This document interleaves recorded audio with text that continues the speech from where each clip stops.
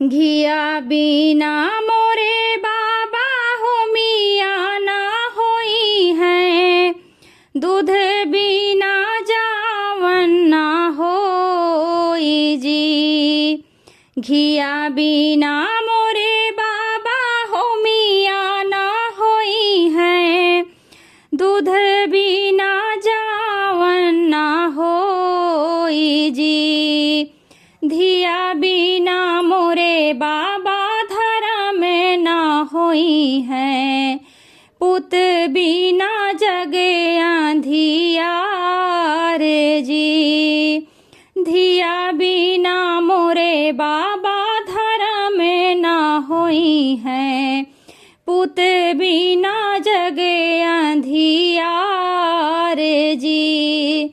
घिया बिना मोरे बाबा हो मिया ना होई है। दूधे बिना जावन ना होई जी। धिया बिना मोरे बाबा धर्म ना होई है। पुत बिना जगे अंधियार जी। धिया बिना मोरे बाबा धर्म ना होई है।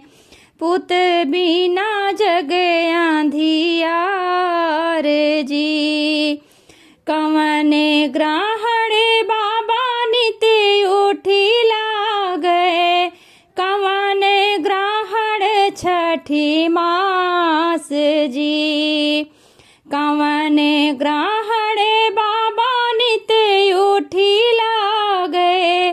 कवने ग्रहण छठी मास जी। कवने ग्रहणे बाबा मड़ाए माला गए। तब जाइयो ग्रह होई जी। कवने ग्रहणे बाबा मड़ाए माला गए। तब जाइयो ग्रह होई जी। चंद्र ग्रहण बेटी नित उठी लागे। सूर्य ग्रहण छठी मास जी। चंद्र ग्रहण बेटी नित उठी लागे। सूर्य ग्रहण छठी मास जी। धिया ग्रहण बेटी मड़ाए माला गए। तब जाइयो ग्रह होई जी। धिया ग्रहण बेटी मड़ाए माला गए। तब जाइयो ग्रह होई जी। तोहरे तो बटे बाबा सोने कै कटोरवा। धरती धरत झहनाए जी। तोहरे तो बटे बाबा सोने कै कटोरवा। धरती धरत झहनाए जी। उहे कटोरा बाबा बेटी का दीहा। तब जाइयो ग्रह होई जी। उहे कटोरा बाबा बेटी का दीहा।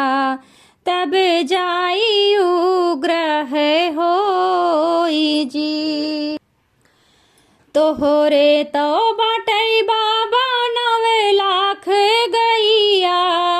सोने कैला हस लगाए जी। तोहरे तो बटई बाबा 9 लाख गैया। सोने कैला हस लगाए जी।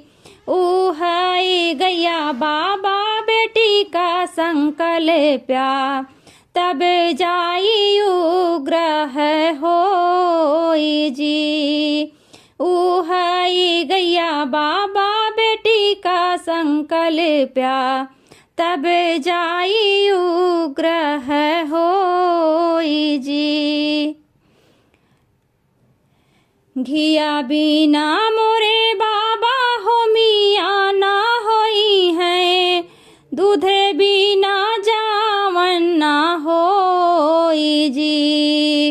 घिया बिना मोरे बाबा हो मिया ना होई है, दूध बिना जावन ना होई जी।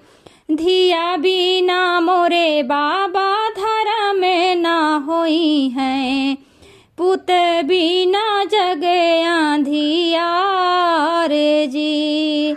धिया बिना मोरे बाबा धर्म ना होई है, पुत बिना जग अंधियार जी।